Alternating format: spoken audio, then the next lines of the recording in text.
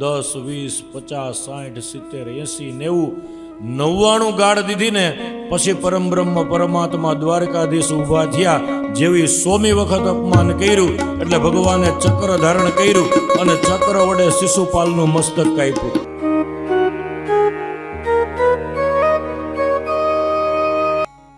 કૃષ્ણ ભગવાન ઇન્દ્રપ્રસ્થની અંદર આવ્યા હતા. ત્યાં પાંડવોનો રાજસૂય નામનો મોટો યજ્ઞ હતો. રાજસૂય યજ્ઞની બધી તૈયારી થઈ. હવે કોઈ પણ રાજસૂય યજ્ઞ કરીએ ને એમાં કોઈક એવા વ્યક્તિ હોવા જોઈએ મહાન કે જેની અગ્ર પૂજા થાય, મુખ્ય પૂજા. એટલે મોટી સભા ભરાણી. એ સભાની અંદર શિશુપાલ વગેરે પણ હતા. ભગવાન શ્રી કૃષ્ણના ફઈના દીકરા શિશુપાલ.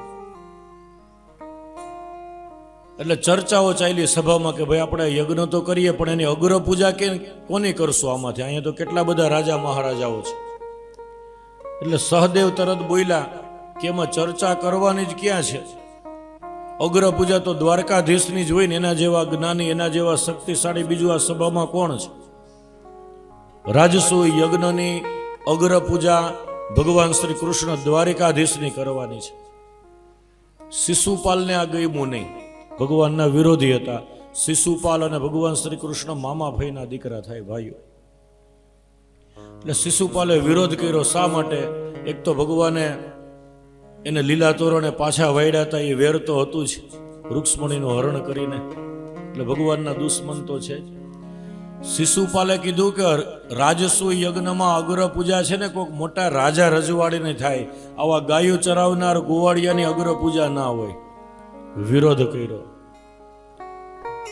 ભગવાન દ્વારકાધીશ અપમાનનો જવાબ ના આપ્યો, શાંત રહ્યા.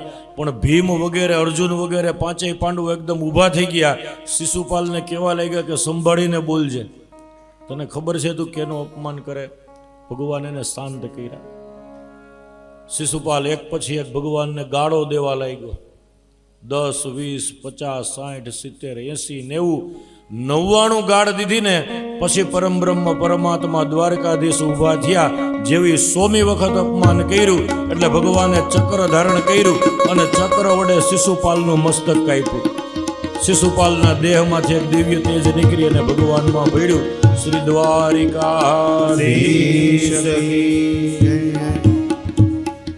99 વખત ભગવાને શિશુપાલના અપરાધ માફ કર્યા. 99 અપમાન. પણ 100મો અપરાધ કર્યો ને પછી દ્વારકાધીશ ઊભા થયા. ભગવાન ચક્રધારી બન્યા. ચક્રને છોડી અને શિશુપાલનું મસ્તક કાપ્યું. એના શરીરમાંથી દિવ્ય તેજ નીકળી અને ભગવાનમાં ભળી ગયું. આપણને એમ થાય ભગવાન ધારત ને તો પેલા અપમાનમાં જ એનું મસ્તક કાપી શકે. તો 99 વખત માફ કેમ કર્યા ભગવાને? પુરાણોમાં એક એવી કથા છે કે શિશુપાલનો જ્યારે જન્મ થયો ત્યારે તેને 4 હાથ અને 3 નેત્ર હતા, 3 આંખું હતા. એમની માતાનું નામ હતું શ્રુતશ્રુવા, જે ભગવાન દ્વારકાધીશના ફઈ થાય. એટલે શ્રુતશ્રુવા મૂંઝાણા કે આ વિચિત્ર બાળક છે. 4 હાથ અને 3 આંખું વાળું બાળક તો હોય નહીં. ઋષિ મુનિઓને બોલાવ્યા કે ભાઈ આનું શું કરવું, આવું કેમ બન્યું? ત્યારે ઋષિ મુનિઓ એનું ભવિષ્ય જોઈને કીધું કે તમારું બાળક જેના ખોળામાં જાતા વેત વધારાના 2 હાથ ને 1 આંખ ખડી જશે ને એના દ્વારા આનું મૃત્યુ છે. આવું આનું ભવિષ્ય છે શિશુપાલનું.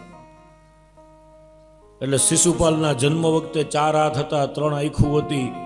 એ બધાને ખબર પડી એટલે અનેક સંતો, મહંતો, રાજાઓ એને જોવા આવતા, રમાડવા.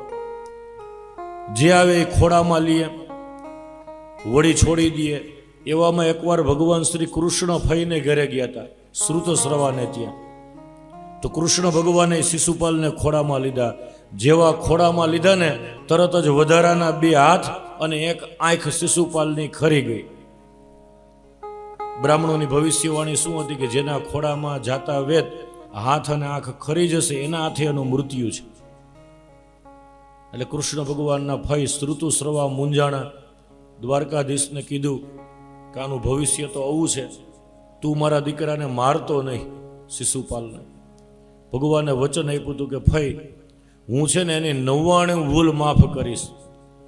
એ જ્યારે 100મો અપરાધ કરશે ને ત્યારે એને મારીશ, ત્યાં સુધી નહીં મારું, આવું વચન આપું છું. શિશુપાલની 99 અપરાધ હું માફ કરી દઈશ. એ મુજબ આજે શિશુપાલે અગ્ર પૂજાનો વિરોધ કર્યો, 99 વાર અપમાન કર્યા, ગાળો દીધી. ભગવાન એક શબ્દ ન બોલ્યા, મુખ ઉપર હાસ્ય રાખીને બેઠા હતા. પણ શિશુપાલે 100મો અપરાધ કર્યો કે તરત જ ભગવાને એનો વધ કર્યો.